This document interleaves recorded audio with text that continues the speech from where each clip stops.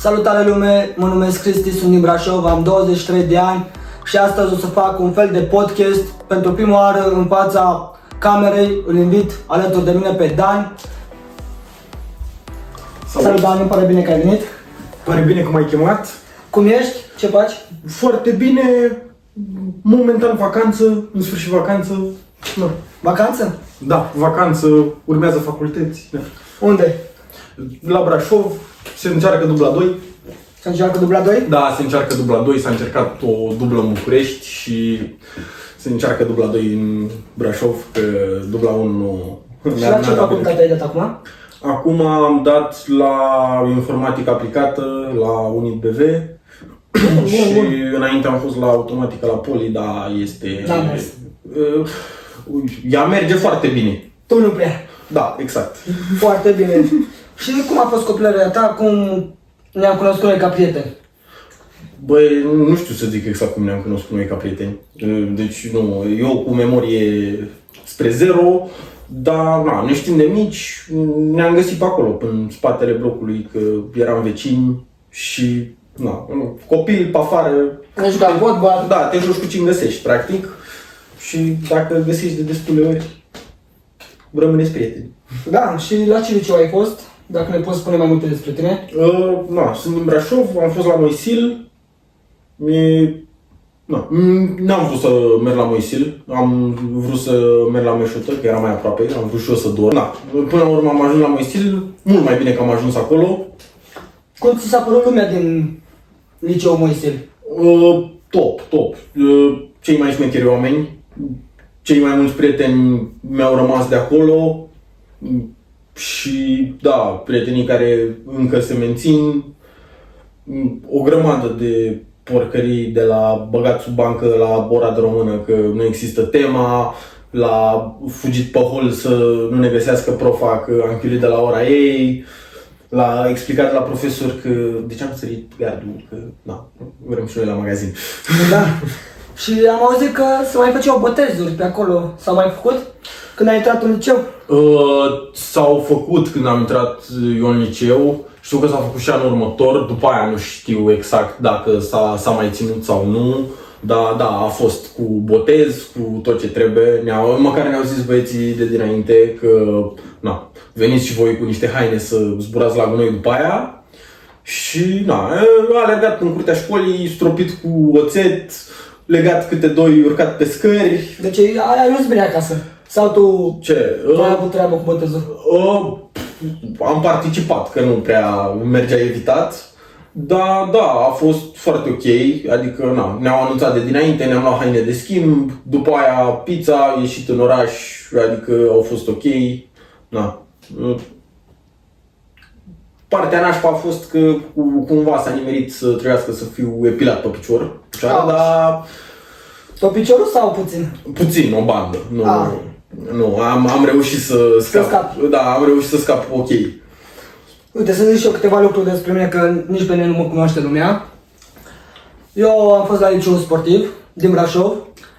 Am dat probe ca să intru, dar înainte să dau probele, a trebuit să dau examenul de capacitate.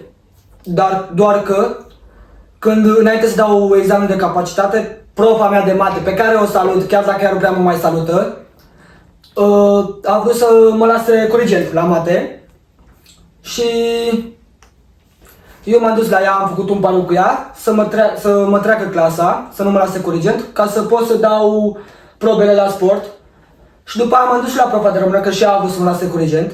Am vorbit cu ea, am zis de pariu, am făcut pariu, m-a trecut. Ele ziceau că nu iau nici 5 la probe. Până la urmă m-au trecut, m-am dus la examen, am luat peste 6 în ambele examene, am trecut. Și după aia când m-am dus la probele la sport, s-a întâmplat asta prin mai, mi-aduc și acum aminte, ploase.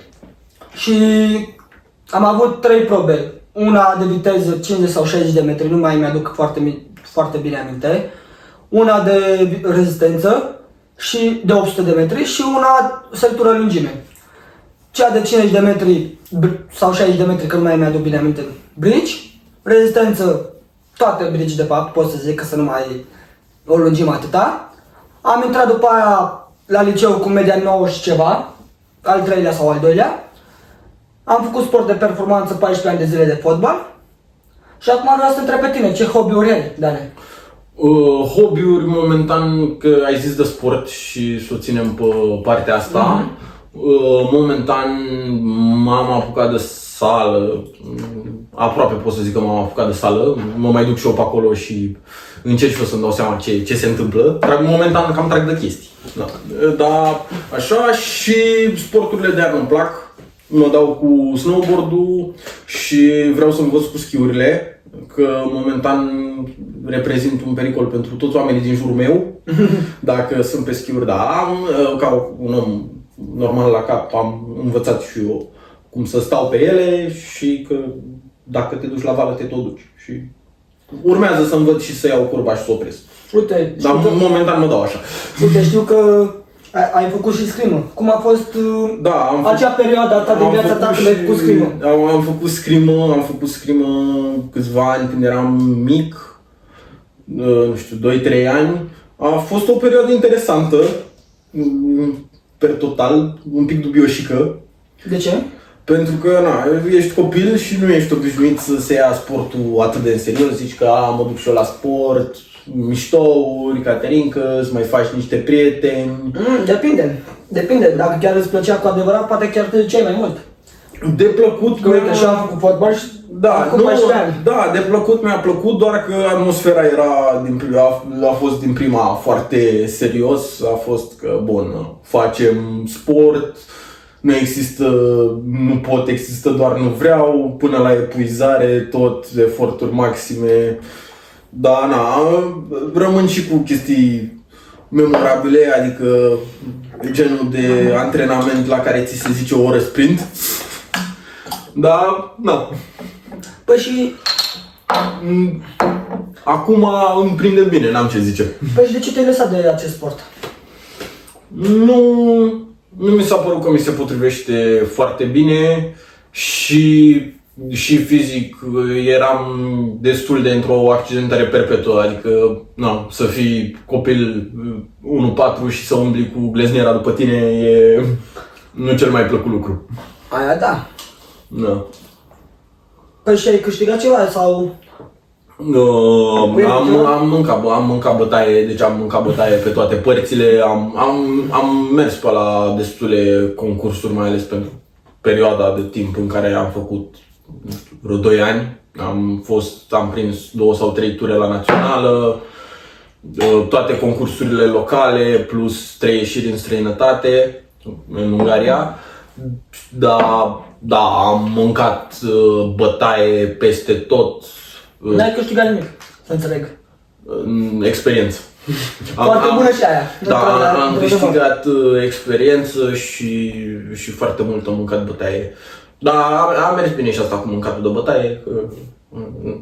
Aveam experiență și de la antrenamente la mâncat bătaie, că oricum mă băteau și aia, adică...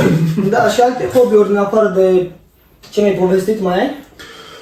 Uite, eu, scuze că te întrerup. Da, scuze. Eu am hobby-uri astea, îmi place să călătoresc. Bine, încă n-am ajuns să călătoresc cât vreau de mult, că Da. Depinde și de alte chestii. Limitarea de estul Europei. Da. Așa, îmi place să mă și distrez. Da. Să fac sport. Bine, momentan am cam rărit-o cu sportul, dar ți-am zis, am făcut sport atâția ani și tot îmi place. Și îmi place să mă uit la sport, în primul rând. Da. Tu? Da, uite, nu mă uit la sport cum aș vrea. Mi-am propus deja de ceva timp că vreau și eu să încep să urmăresc din nou sporturi, că n-am mai urmărit câțiva ani. Și ce-am mai urmărit a fost așa, am urmărit la not, ca orice... Olimpiada sau? Da, la Olimpiadă, acum ca orice... Deci ai văzut pe David Popovici? Da, exact, ca orice român respectabil care a aflat de David Popovici când a luat primul titlu mondial sau european sau ce a luat. Parcă european. Da, primul titlu mare când a fost campion și a făcut record, am aflat și eu de el. După aia n-am mai aflat nimic de el, că asta este, atâta pot.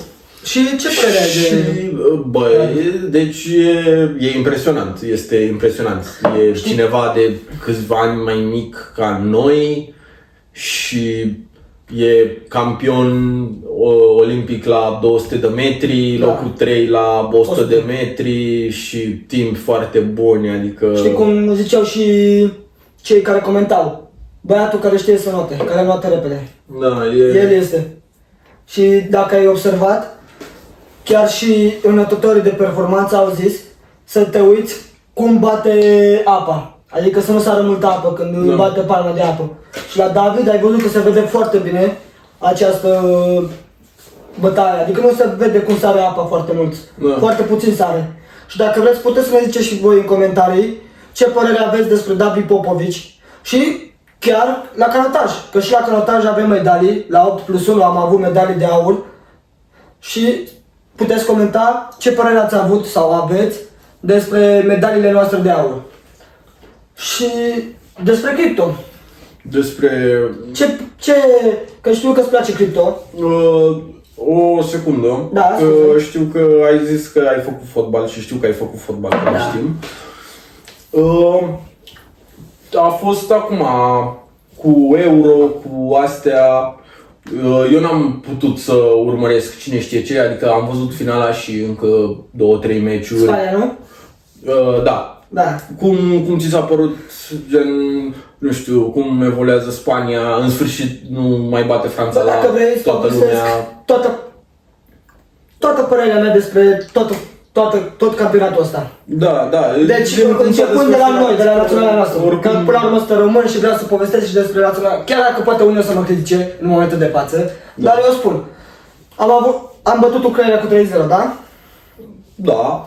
Am făcut unul cu Slovacia sau Slovenia, tot le încurc, nu mai știu sigur, dar una din ele. Slovacia, cred. Slovacia. Slovacia, mulțumesc. Să rămână regie. Să rămână în spatele camerei. Așa. Și cu Popovici tot cu europenele. Da. Și ne-au bătut Belgia, da? Da. Am avut noroc că ne-a dus în optim. Mie mi se pare pentru că toți am avut 4 puncte, doar că a fost vorba de golaveraj. Da. Am avut grupă ușoară, în afară de Belgia. Da. Grupă ușoară, nu pot să zic că Am avut o grupă ușoară și am avut noroc că am bătut Ucraina 3-0. Olanda nu mai zic, ne-a bătut de... n-am mai știut de noi. Adică... N-avem ce zice, nici că și Bă, dar nici noi ne jucam. și, da, și belgenii Acum chiar o să mă criticați. ne-au jucat în a doua repriză, ne-au jucat în picioare. Belgia oricum e Da, Belgia este... locul 3 mondial. Da, Belgia Adică- este Belgia, și- este lotul lor. Da, De Bruyne, Courtois și alți mari jucători. Da, De Bruyne este lotul nostru, practic. E echivalent. Păi, la valoare, Da. da. Și ce voiam să mai zic, că mi-ai zis cum mi s-a părut mie. Da. Deci naționala noastră, după ce ne-am calificat cu Olanda, am jucat praf. Bă, măcar să vedem acolo ceva, un pic de putere acolo, să nu împingem în ei, frate, nimic. Nimic, frate, zici că eram lemne. Nu pot să zic altceva. Bine, nu vreau să zic și alte chestii, că după o să mă critique lumea și mai mult. Așa că o să trec direct la părerea despre cealaltă parte, adică nu mai vorbesc de Naționala României. Mi-a plăcut foarte mult după aia jocul, adică am văzut că Spania a jucat foarte bine și mai ales băiatul Yamal de 17 ani, care gândește că omul a început europeanul la 16 ani și a terminat europeanul la 18 ani. Da. Nu, la 17 ani, m-am încurcat, da, m-am încurcat, la 17 Ar fi ani. fost un pic impresionant. Da, 2 ani. M-am încurcat, scuze. Nicio problemă. Și ce gol a dat Yamal. Da. Nu știu dacă l-ai văzut. Da, da, golul spectaculos. Da, A și fost din chiar afara m-am bucurat că a care- câștigat Franța. Franța. Da, e bine. Și acum că a câștigat Franța. Bine, Spania, am greșit eu. Da, e ok, se Uite, întâmplă. hai să o dăm pe alt subiect. Cum a fost mutarea ta de la Brașov la București?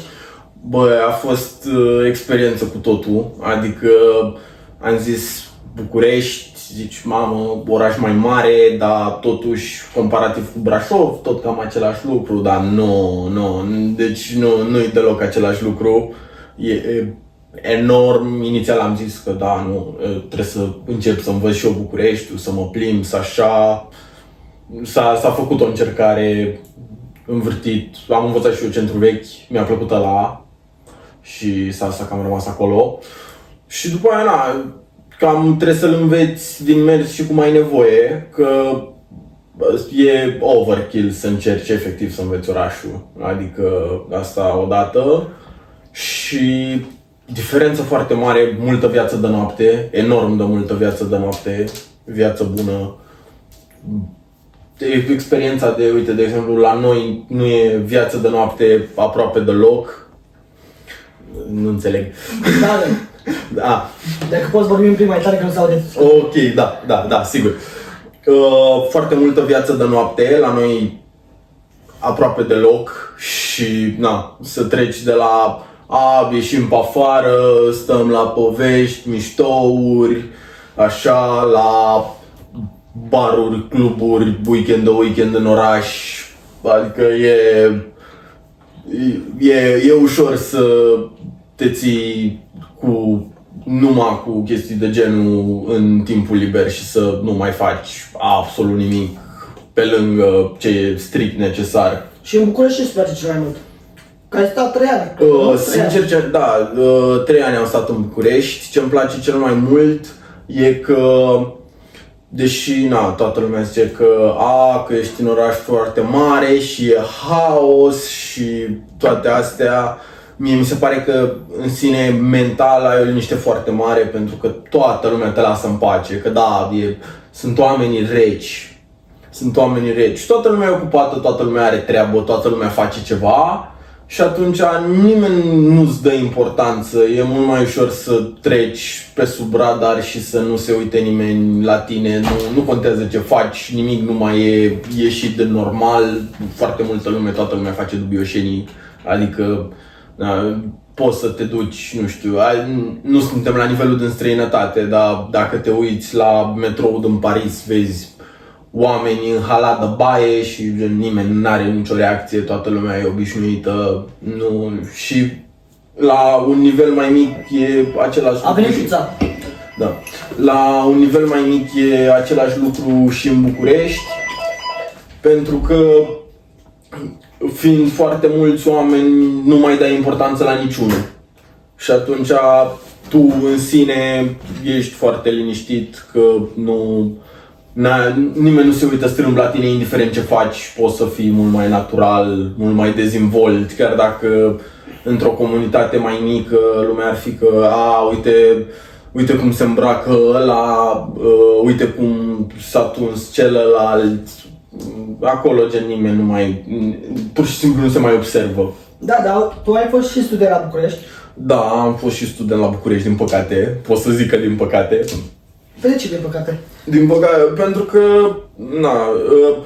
a fost o experiență foarte bună și o experiență foarte proastă în același timp. Nu a fost de tine, să înțeleg. Da. Într-un fel. Da, nu a fost de mine și a fost o experiență foarte bună, mi-a plăcut foarte mult viața la cămin. Extrem de mult viața la cămin, a fost foarte fain, adică un bonding cu oamenii și să înveți să trăiești într-un contact social de 24/7 e ceva foarte wow, adică n-ai niciun timp în care ești singur cât faci duș. Cam asta e, ești singur cât faci duș, în rest ai oameni în cameră, ai oameni pe etaj, după ce începi să te știi cu oamenii, deja nimeni nu mai bate la nicio ușă, toată lumea trece, intră, vine, îți zice că ți-a, nu te întreabă, la mod, ți-am luat și eu o sticlă de apă sau ți-am luat o rolă de hârtie igienică că n-am chef să cobor la magazin, chestii de genul ăsta și se creează un bonding cu oamenii extrem de rapid și extrem de nice. Deci să înțeleg că viața la cămin... Da, viața la dar cămin facultatea nu. Foarte... Facultatea nu mi-a plăcut, am și ales-o prost. Mie nu-mi place fizica, materiile care au vreo legătură cu fizica pe mine mă depășesc. Deci mă depășesc, nu sunt punctul meu forte. Și erau și cerințe destul de mari pe materii de genul ăsta și n-am putut să fac față. Și după ce m-am lăsat de facultate am mai rămas un an în București, am încercat să învăț eu în timpul meu liber programare ca să încerc să îmi fac rost de un job în programare fără să am studii. dar n-am putut, a fost foarte greu să țin pasul cu un ritm de învățare ok și cu muncă în același timp. Pe perioada aia am lucrat barista la o cafenea dintr-un mall din București, nu o să dau nume. Da. Și în sine era oboseala de la muncă, ajungeai acasă și nu mai aveai niciun chef să înveți, adică mai învățam câte ceva, nu știu, 3-4 zile pe săptămână. Lucrai mult, să înțeleg. Lucram normă întreagă, doar că, cam București, că și asta e o chestie cu care trebuie să te obișnuiești dacă vrei să stai în București. Nu contează unde mergi, că te duci până la magazinul de la colț sau că te duci până în celălalt capăt de oraș, cel puțin o oră faci. Adică nu... Da. Nu ajungi nicăieri dacă nu-ți ia o oră. Dar chiar și ce ne spui despre traficul din București, că mai ales că ai stat în București, cum ți s-a părut traficul? Traficul din București este destul de haos. N-am condus în București încă și probabil nu o să conduc nici pe viitor prea mult în București, pentru că cu metrou, dacă te folosești de el, faci cel puțin o oră și dacă vrei să te deplasezi la o oră mai aglomerată sau la o oră la care ești nevoit să te deplasezi în mod normal, adică, nu știu, 9, 10, 11, să zici, și de la 4 la 7 faci mai mult cu mașina decât cu metrou. Adică mie mi se pare că mașina strict pentru circulat în interiorul Bucureștiului, dacă poți să ajungi cu metrou, nu inutilă, te încurcă. Adică pe lângă că o să ajungi acolo într-un timp mai lung, nici nu o să ai loc de parcare. Adică, mai ales, poate să fie și pur experiența mea și cu statul la cămin și astea, pentru că se ducea o lipsă foarte gravă de locuri de parcare și din câte știu persistă. Da. Astea. Uite că ți-am zis că am lucrat la cafenea. Mi se pare...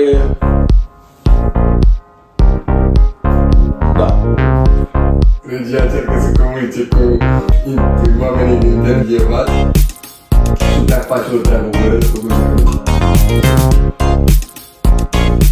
Da, dar nu putem să zicem că este nici vina regiei, adică e greu și să comunici cu noi. Regia mai e ocupată să mănânce. Se lucrează cu materialul clip. Ce ai face tu în Brașov să schimbi ca să aduci viața de noapte cum e în București? Că ai zis că îți place viața de noapte. Da. Mi se pare că problema în sine este că viața de noapte în Brașov poate să fie la un nivel apropiat de cea din București, dar nu e frecvența la care e în București. Adică în București e mult mai ușor să te obișnuiești să mergi în fiecare weekend sau o dată la 2 weekenduri cel mult.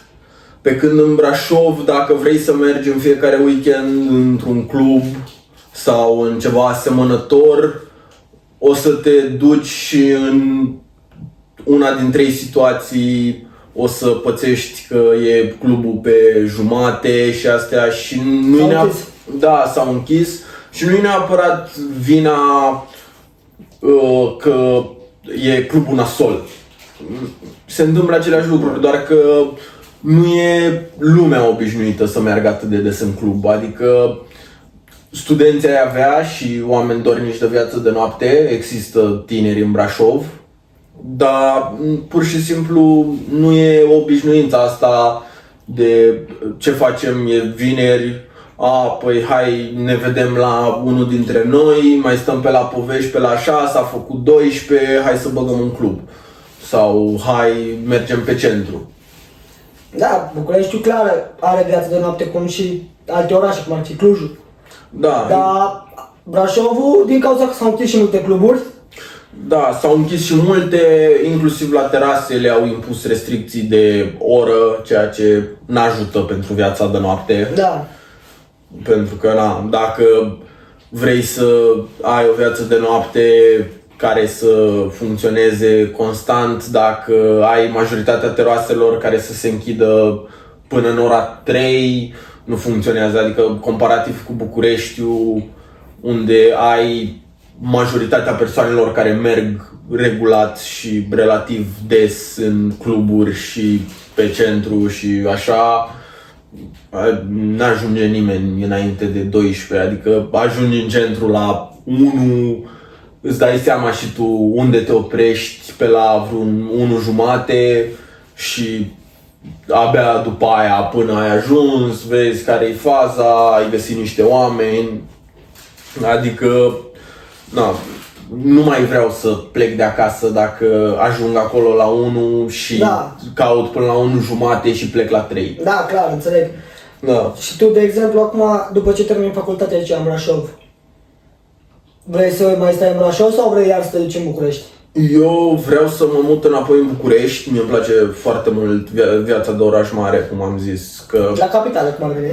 da, faptul că ai foarte mulți oameni și lumea nu-ți mai dă din atenție, nu mai poți să faci mai nimic să ieși în evidență, mie îmi place foarte mult și atunci vreau să mă mut înapoi în București.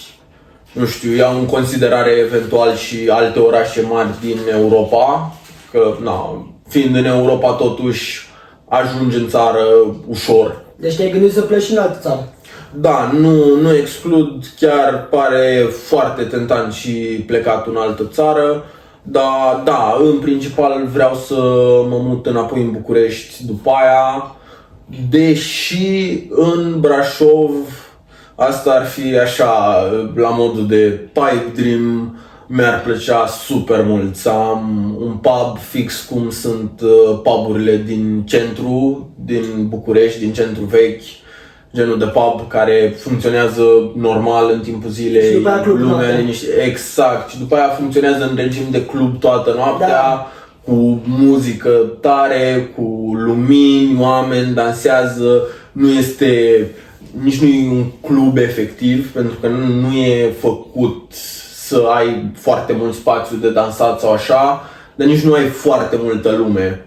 Și atunci e mai restrâns și atunci e fain, pentru că dacă ai ziua cuiva și sunteți, nu știu, 20 de oameni, deja ajungeți la 12:30, 1 acolo, nu e aproape nimeni, sunt, nu știu, 5-10 oameni, ați venit 20 de oameni și e aproape plin. Da, foarte. Da, și se face mult mai ușor atmosferă și e foarte fain, dar e și posibil să fie doar faptul că astea îmi plac mie cel mai tare, dar da, mi-ar plăcea foarte mult. Dar ți-ți place nebunia, să înțeleg. Da, îmi place să am să fie lume multă, să se întâmple foarte multe lucruri în jurul meu, să fie haos. Vreau să se întâmple 30 de chestii și să mă gândesc dacă vreau să particip la vreuna dintre ele. Nu-mi place să să se întâmple un lucru la 2-3 zile, pentru că cumva mă simt obligat să vreau să particip la ele, chiar dacă poate n-aș vrea atât de tare. Adică doar, e chestia că zici că, bă, uite, sunt atâția oameni care vor să participe, nici nu sunt atât de dese, gen, cine știe când mai prind chestia specifică și atunci vreau să particip. Așa, dacă știi că sunt continuu și mai multe în același timp, de fiecare dată, atunci doar te duci fix când ai chef, pentru că știi că e acolo tot timpul. Nu mai e resursă limitată, nu mai simți nevoia să o accesezi. Și uite, că ai zis că poate vrei să pleci în altă țară. Ce țară te-ai gândit sau ce oraș din altă țară te-ai gândit?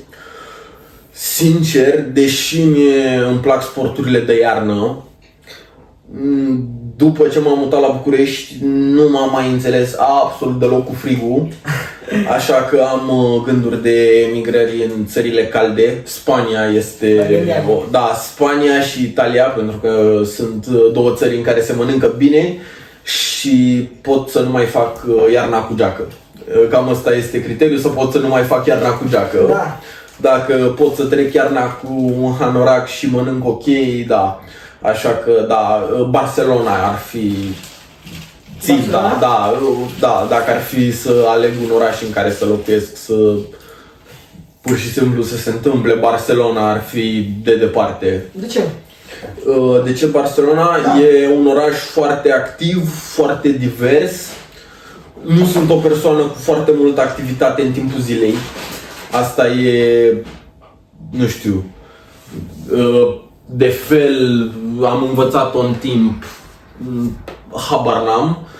Dar da, prefer mult mai mult să mă trezesc la 4 după amiaza și să mă culc la 8 dimineața. Și evit mult din aglomerație și în același timp am și haosul unui oraș mare și toate activitățile și toate oportunitățile unui oraș mare, faptul că nu mai ești limitat de oră și tot, și Spania e și un oraș care... Spania este și un oraș. Nu e problema asta, nu știți. Da, Barcelona este... Și eu m-am culcat. Da, Barcelona este și un oraș cu foarte multă activitate în timpul nopții, impune și clima, fiind foarte cald, nu poți să trăiești acolo în timpul zilei aproape jumătate de an. Da. Sau cel puțin tu ca om care nu este din Spania nu poți. Cred eu. Eu nu pot să trăiesc acolo în timpul zilei vara.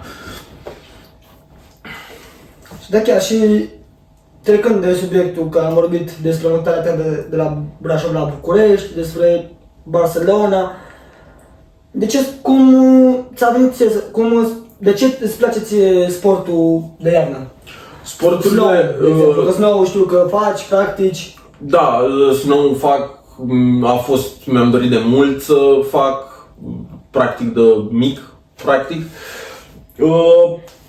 Nu știu, pur și simplu cred că e continuare, am făcut sport de mic, cu mici pauze de câteva luni și cu multe sporturi schimbate. Pentru că, dacă nu ești bun la un sport, atunci schimbi sportul.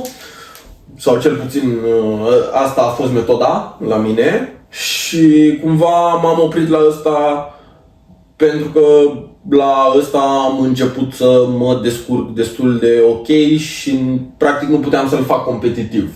Sunt o persoană foarte competitivă și dacă pot să fac un sport competitiv, eu o să vreau să câștig. Păi da, uite. Și dacă nu sunt cea mai potrivită persoană pentru a face performanță, devine demoralizant. Așa, neputând să fac, să mă dau cu snowboard-ul competitiv, neavând o structură established pentru chestia asta, pur și simplu a dispărut asta de a fi competitiv cu alți oameni și am fost competitiv cu mine și atunci s-a putut propaga pe mulți ani și doar am rămas cu asta de vreau să mă mișc, vreau să fiu activ. Deja știu să mă dau cu snowboard-ul, îmi place activitatea, continui cu ea pur și simplu ca să astup nevoia asta. Frumos. Și acum că am terminat și subiectul de snow, subiectul de mutare și toate subiectele despre chestia asta, am o întrebare. De ce părere ai tu de cripto, să te îmbogățește 700 noapte sau... Cripto, sincer, mie mi se pare un casino. Nu mi se pare cea mai bună variantă. Nu pot să zic că am investit vreodată în cripto. Am vrut să investesc de mai multe ori în cripto, doar că mi se pare extrem de instabil, cel puțin n-am reușit să văd vreun pattern în afară de crește Bitcoin, cresc și restul, pică Bitcoin, pică restul. Adică n-am reușit să văd o cauzalitate. Nu merge o industrie, scade Bitcoin sau ceva de genul ăsta. Și interesându-mă, am văzut că în sine sunt foarte, foarte tari tehnologiile din spate și cu foarte multe alte aplicări. Doar e pur și simplu peste limita de risc pe care vreau să mi-o asum și pe care aș putea să mi-o asum momentan. Clar, nu o să dispară, adică... Online-ul clar nu o să dispară în momentul de față. Da, nu, și cripto n-are cum să dispară, este mult prea mare ca să poată să dispară și nici măcar nu se fac pași în a dispărea, doar se extinde. E o mișcare într-o continuă creștere și e clar că un viitor există în care cripto este implicat. Doar pur și simplu mi-e frică că o să fiu următorul băiat care își ia NFT-uri și și-a luat un NFT cu o maimuță de 1000 de euro și s-a trezit că e 1 euro săptămâna viitoare. Da, se poate. Da. Poate să scadă dintr-o dată sau poate să crească dintr-o dată. Asta e, cum ai zis tu, ca un casino. Exact ca un casino. Da. Dar ce părere ai de oameni care bagă în cripto? Oamenii care bagă în cripto, cunosc personal mai mulți oameni care investesc în cripto în mod regulat și culmea tot se descurcă foarte bine și au randamente foarte bune, sunt în creștere și tot. Și culmea, deși e o comunitate care pe net n-a fost văzută extraordinar pentru că you have the crypto price care vine și da, totul este, vindeți casa, bagă în cripto. Da. Vinde casa, cumpără Bitcoin, adică nu, și majoritatea oamenilor pe care i-am întâlnit care aveau investiții în cripto foarte ok, ponderați, na, chiar știau să-și facă banii din cripto și nu, uite, bagă și tu bani în cripto, bagă și tu, uite, hai la secta noastră. Hai și tu la secta noastră, am zis. Da? Și dacă tot vorbim de cripto, tu ai vrea să bagi în viitor apropiat ce bani în cripto sau dacă te-ai documentat despre cripto înainte să bagi? Documentare fac continuu pe partea asta de cripto. Mi se pare fascinantă partea de cripto în sine ca și tehnologie și în sine ca și concept economic e foarte mișto, cel puțin ăsta de la Bitcoin, faptul că ai un număr limitat de Bitcoin și poți să fentezi fenomenul de inflație, care momentan, cel puțin pe mine, mare de rău de tot pe portofel.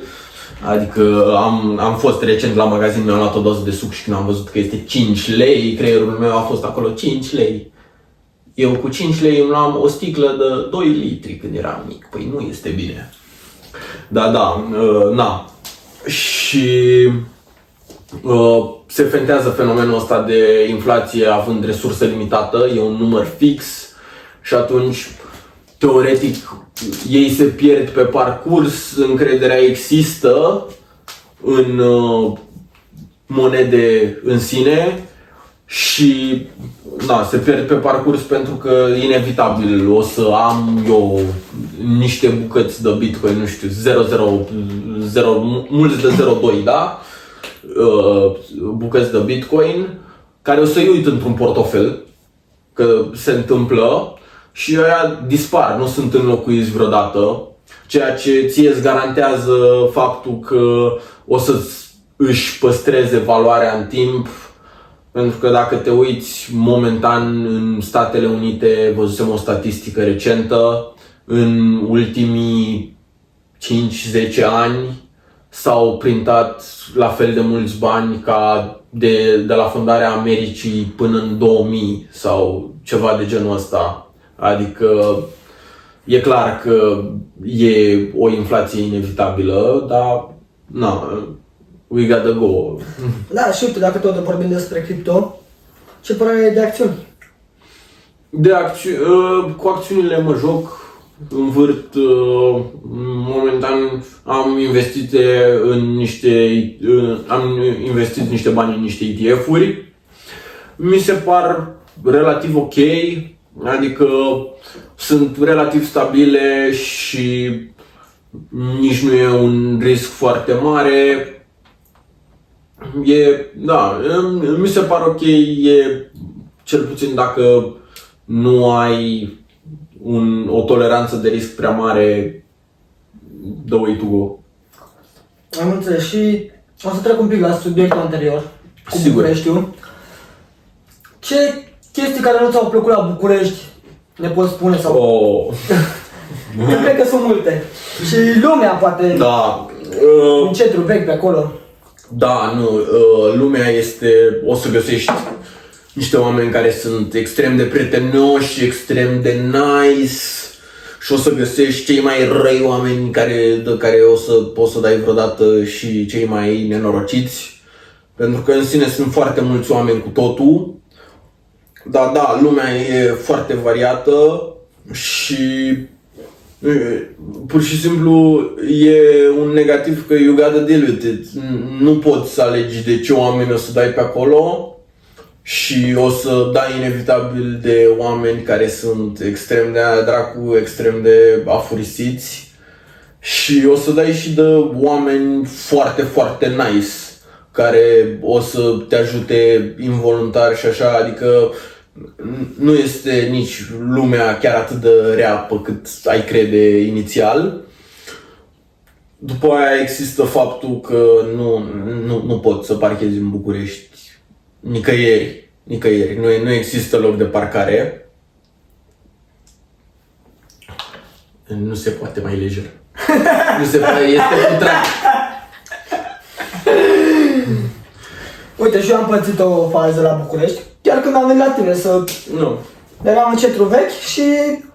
Bine, unul... Nu știu, cred că era...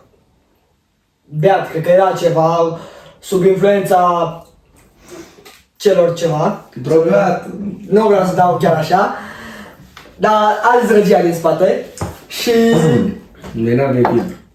a venit omul să-mi dea un zero în față, i-am zis că nu mulțumesc, omul venea să-mi bage pe gât, așa, și i-am zis că nu mulțumesc, că am trecut pe lângă și vine după mine, că bă, că nu ți-e rușine, de ce nu mi-e ziarul, că nu știu ce. Păi, și uite, încă o fază neplăcută, adică sunt oameni de genul prin București. Da, nu, pur și simplu trebuie să te obișnuiești cu faptul că o să ai oameni care o să vină și o să îți împingă ziarul în față și tu, dacă ai reacționat la ei, deja ai pierdut. Practic ai pierdut. Singurul lucru care poți să-l faci e ignor total, treci, te duci, îți vezi de viața ta. Și da, pur și simplu se întâmplă. Asta e, da, iară un dezavantaj în București. Pot să zic că sufer de problema asta. Am magnetul boschetarilor, care din păcate nu sunt puțini. Și da, îi atragi. Da, chiar și... Da, pe lângă chestia asta mai ai și verii la parcare, care nu poți să scoți informații de la ei. N-ai cum să scoți o informație de la ei și nu zic la modul de o informație de a cui e mașina aia sau chestii de genul ăsta. Nu, am parcat și vreau să aflăm dacă locul de parcare e cu plată sau nu. Și ni s-a dat răspunsul, dacă vrei plătești, dacă nu, eu nu-ți cer. Moment în care, am rămas așa și eram că nu, la primărie se dă bani și s-au uitat la noi și ne-a zis că, păi la primărie nu știu. Bine, Și... de la regie, Și ăștia am fost noi doi proști. glume interne, ca să pot să zic așa pe românește, dați subscribe ca să le înțelegeți mai încolo. Da, subscribe aici la Cristi, că nu știu cum o să numească contul momentan. Dați subscribe, apăsați pe clopoțel să intre în notificare aici. Căutați-vă și pe mine să-mi dați subscribe, dar eu n-am cont de YouTube. Și share. Mulțumesc frumos, vă pup. Și acum asta se pune la început.